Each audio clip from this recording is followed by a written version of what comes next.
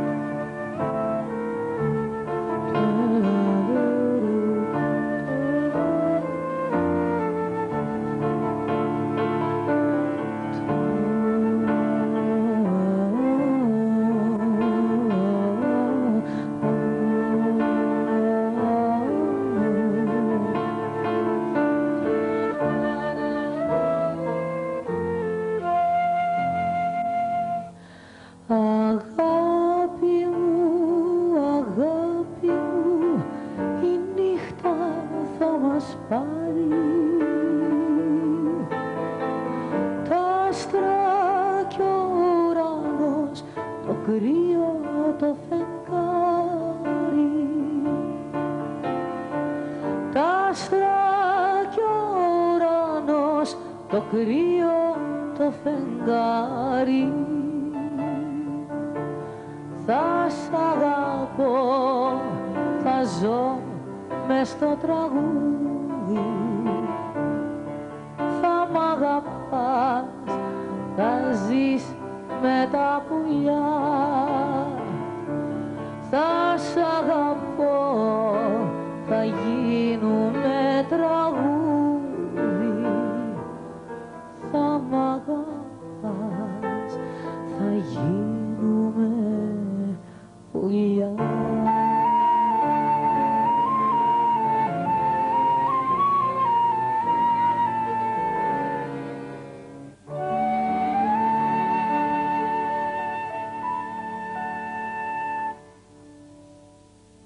Μάλιστα. Δεν ξέρω πώς το αισθανόμαστε να σπάσουμε αυτή την αρμονία με χειροκρότημα ή χωρίς χειροκρότημα. Χωρίς. Νομίζω πως αισθάνεστε βεβαίως. Ναι. Εμάς μας ήρθε ένα μικρό χειροκρότημα, αλλά το κρατήσαμε. Πόσα τραγούδια έχει ο δίσκος, οι δύο δίσκοι? 27 τραγούδια συνολικά. 27 τραγούδια. 27. Που τα επέλεξες μαζί με τον Μίκη. Μαζί με τον Μίκη, ναι. Φυσικά εκ των υστέρων ανακάλυψα άλλα 1000, τα οποία θα ήθελα φυσικά.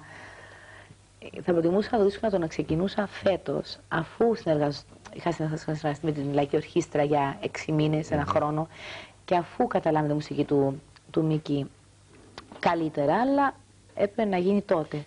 Ακούστηκαν βέβαια. Ναι, πες. Δεν το λέω αυτό. Απλά σας λέω ότι νιώθω, ότι περνά από το μυαλό.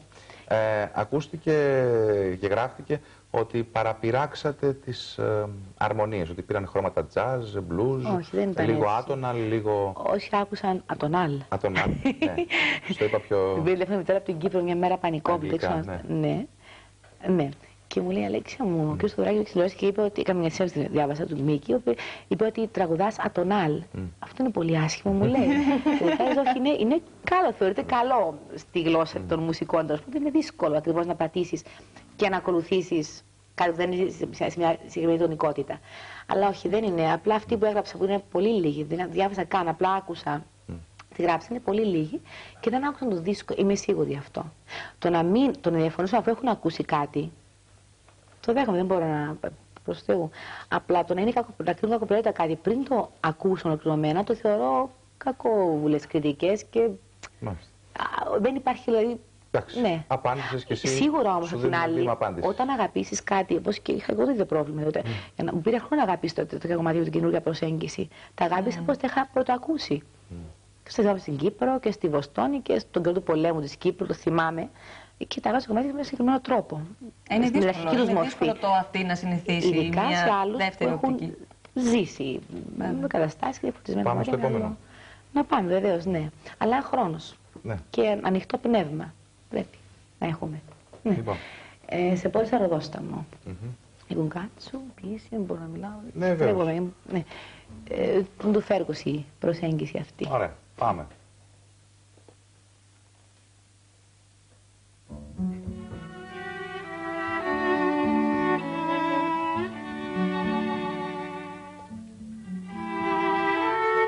Έκανα λάθος εγώ.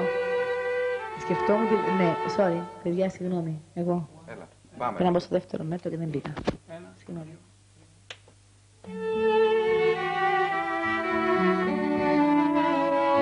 Στον άλλο κόσμο που θα πας,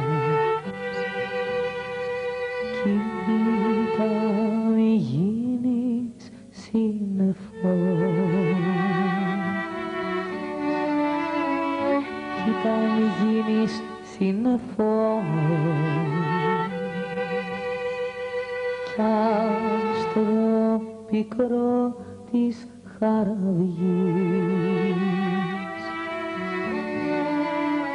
και σε γνωρίσει η μάνα σου που καρτερεί στην πόρτα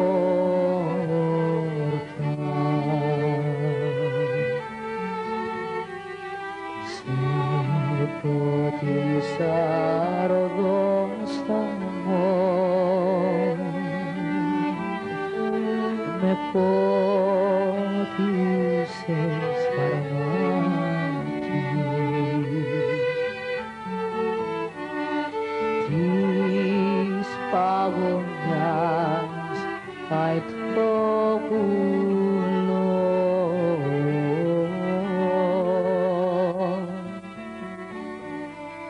της ερήμιας γεράκι της παγωνιάς πάει το πουλό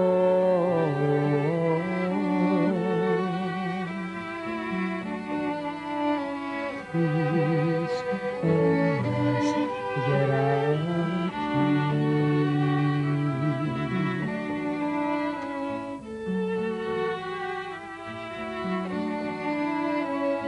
Πάρε μια βέργα λιγαριά,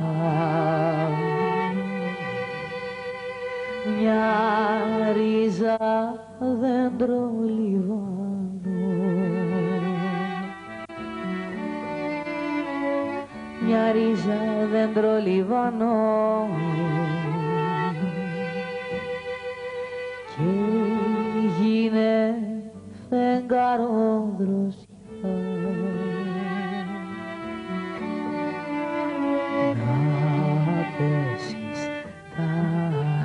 Μεσάνυχτα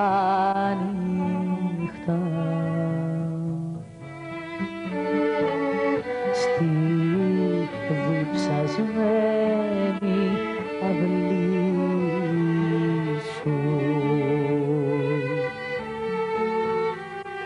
σε ποτίσα ροδό σταμό με πότισες φαρμάκι